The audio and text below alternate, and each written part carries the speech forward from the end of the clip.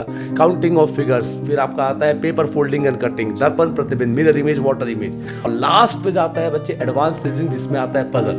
तो देखो जी, अगर आप पजल से किसी टॉपिक को स्टार्ट करो फिर दिक्कत तो आएगी, अनडाउटली दिक्कत तो आएगी, बिकॉज आप क्योंकि ये मेरा दावा है कि उसके बाद आप एसएससी सीजीएल टीयर 1 के इन 25 सवालों को 8 मिनट में खत्म करोगे।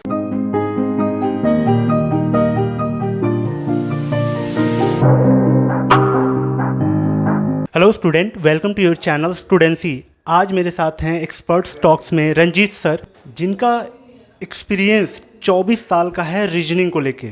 आज बात करेंगे क्योंकि वनडे एग्जाम में स्पेशली हम लोग का एवरेज स्टूडेंट का जो फेवरेट सब्जेक्ट होता है वो रीजनिंग ही होता है। आज डिस्कस करूंगा मैं इसमें, एक्सपर्ट्स के द्वारा आप तक बातें पहुंचाई जाएंगी कि ये कैसे आपके सिलेक्शन में कारगर हो सकता है। सर, सबसे पहले आपका चैनल पे स्वागत है। बहुत बहुत शुक्रिया, थैंक यू सो मच।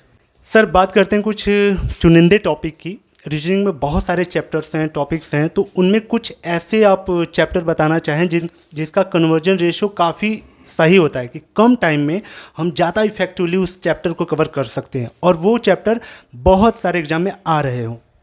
जैसे अगर मैं रीजनिंग की बात करूं तो कुछ ऐसे टॉपिक है जो आपको किसी भी गवर्नमेंट एग्जाम में देखने को मिलेंगे। अगर मैं वेटेज के हिसाब से बात करूं तो मोस्ट इंपॉर्टेंट, अगर मैं रीजनिंग का बैकबोन जिसको बोलता हूं, कमर की बात करता हूं, तो ये टॉपिक है बच्चे coding, decoding, number series, analogy, odd one out, syllogism, blood relation, direction. Yes, direction. हर एग्जाम में आपको इस टॉपिक के सवाल देखने को मिलेंगे। साथ में अगर देखो, एक होता है हम पढ़ाई करते हैं और एक होता है स्मार्ट अप्रोच होता है। स्मार्ट अप्रोच ये होता है बच्चे कि हम उन टॉपिक्स को पहले पकड़ लो जिसमें सवाल 100% आएगा और टॉपिक बहुत ही आसान है। मैं बात कर रहा हूँ डाइस, किसी भी पेपर में उठा के देख लो, 1-2 सवाल मिलेगा। काउंटिंग ऑफ फिगर्स, फिर आपका आता है पेपर फोल्डिंग एंड कटिंग, दर्पण प्रतिबिंब, मिरर इमेज, वाटर इमेज।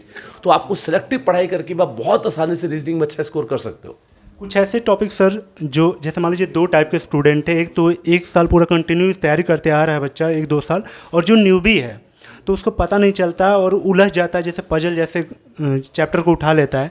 तो हम कैसे स्टार्ट करें रीजनिंग को?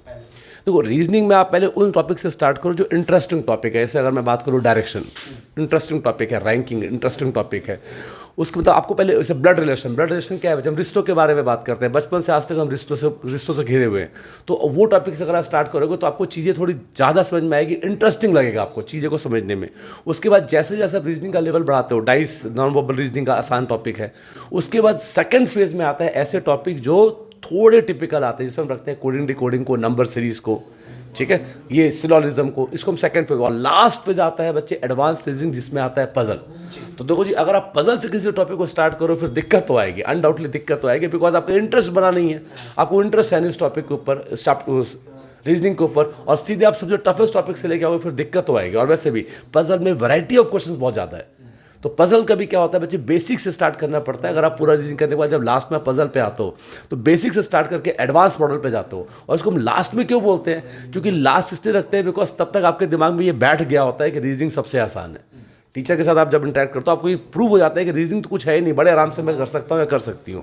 और उसके बाद जब पजल डिस्कस करते हैं तो बच्चा के दिमाग में ऑलरेडी ये बैठ चुका है कि बहुत ही आसान है, तो बच्चा पजल को भी आराम से निकल लेता है।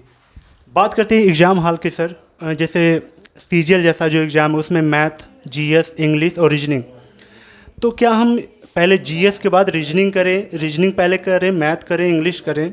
जब जैसे आता है कि जब हम रीजनिंग की बारी आती है तो हमें ऐसा लगता है अब तो एग्ज़ाम हम कर लेंगे, आगे रीजनिंग की बारी, तो क्या हम रीजनिंग से स्टार्ट कर सकते हैं एग्ज़ाम को?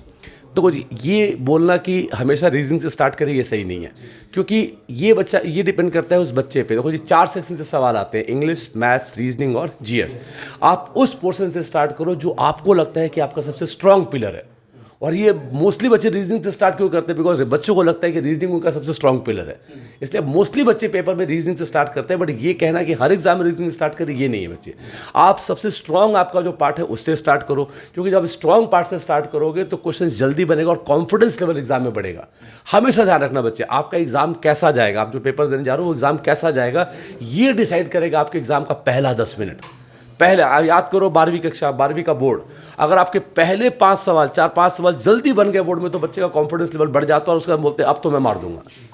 सेम यही होता है कॉम्पिटिटिव लेवल में। अगर आपके पहले 10 मिनट अच्छे गए, 10 मिनट मान लीजिए आपने 8-9 सवाल निकाल लिए जल्दी, इसका मतलब आपका कॉन्फिडेंस लेवल बढ़ चुका है, आपका स्पीड बढ़ चुका है, आप अंदर से अब स्ट्रांग हो चुके हैं और बड़े आराम से फिर आगे कुछ पेपर को टैकल कर सकते हैं।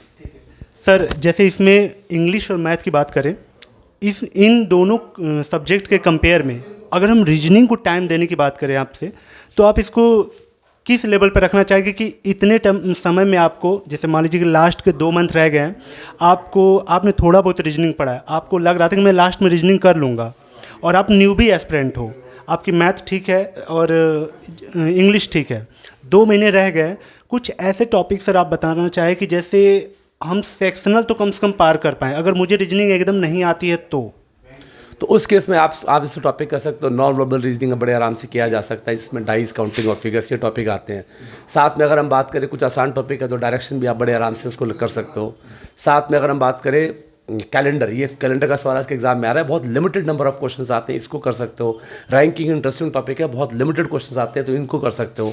एनालॉजी को भी आप डील कर सकते हो, बिकॉज एनालॉजी से 3 सवाल एसएससी के पेपर में हमेशा पूछे गए हैं, तो एनालॉजी ऑड वन आउट को भी कर सकते हो। तो ये वो टॉपिक है जो बड़े छोटे टॉपिक है, आराम से किए जा सकते हैं, एग्जाम में इनका वेटेज अच्छा है और इससे आपका सेक्शनल कट ऑफ तो 100% क्वालिफाई हो जाएगा। एक चीज़ सर मैं पर्सनली आपसे पूछना चाहता हूँ, मैंने भी आपकी क्लास ली है, पहले आप हार्ड क्वेश्चन तरीका हार्ड बताते हैं, पूरा जब बच्चा सोचता है यार इतना बड़ा क्वेश्चन आप सर ने बता दिया, फिर आप उसको ईजी तौर पे बताते हैं, ये आप अप्रोच क्यों अपनाते हैं? नहीं देखो जी, वो हार्ड तरीका नहीं है एक्चुअली, वो क्या है, वो बुकिश मेथड होता है। मैं बच्चे को क्या करता हूँ, दोनों एंगल से तैयार करता हूँ। देखो जी, आप एग्जाम में बैठे हैं और किसी भी कंडीशन में सवाल को नहीं छोड़ना है, ये टारगेट होता है, 25 से 25 क्रैक करना है।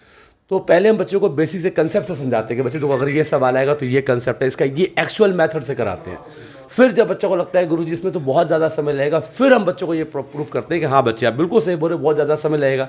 सीधे हम उसके बाद हम शॉर्ट ट्रिक पे आते हैं, क्योंकि मेरा ये मानना है कि सीधे अगर आप बच्चे को शॉर्ट ट्रिक बताओगे ना तो बच्चा बोलता है ये तो बड़ा आसान था, पहले वैल्यू नहीं कर पाएगा। तो उसके बाद वो उस चीज़ को समझता है कि हाँ इस ट्रिक का वैल्यू क्या है, और फिर उसको लंबे समय उस पर प्रैक्टिस करता है, उसको दिमाग में बैठाता है।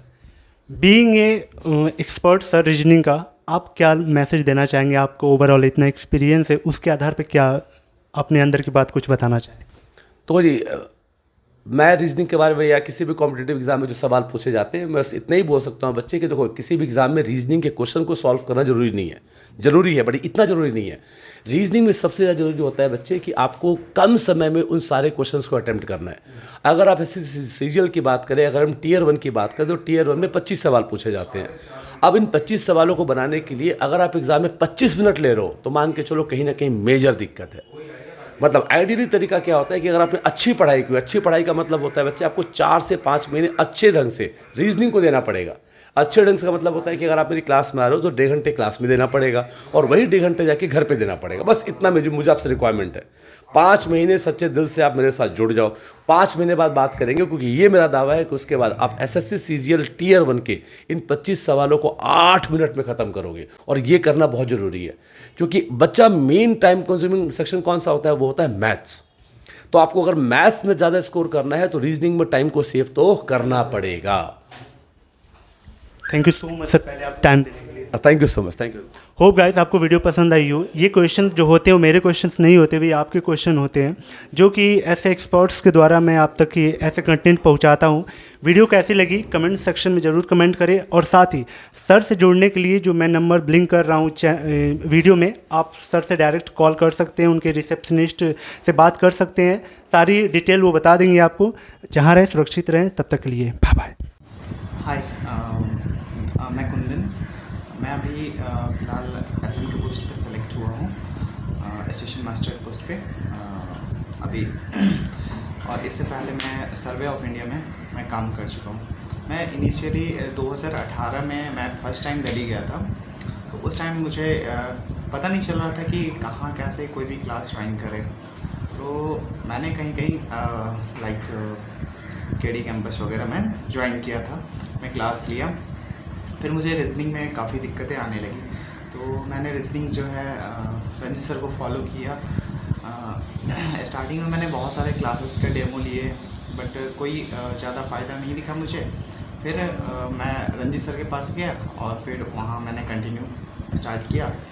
और जो भी हार्ड टॉपिक है, जैसे कि पजल वगैरह, फिर सेटिंग अरेंजमेंट, इसको रंजित सर बहुत अच्छे वे में बताते हैं, समझाते हैं। तो मैं आप लोगों से भी ये रिक्वेस्ट करूँगा कि अगर आप कंपटीशन की तैयारी करना चाहते हैं तो मेरे अकॉर्डिंग रंजित सर को फॉलो करेंगे तो काफ़ी बेनिफिट मिलेगा आपको।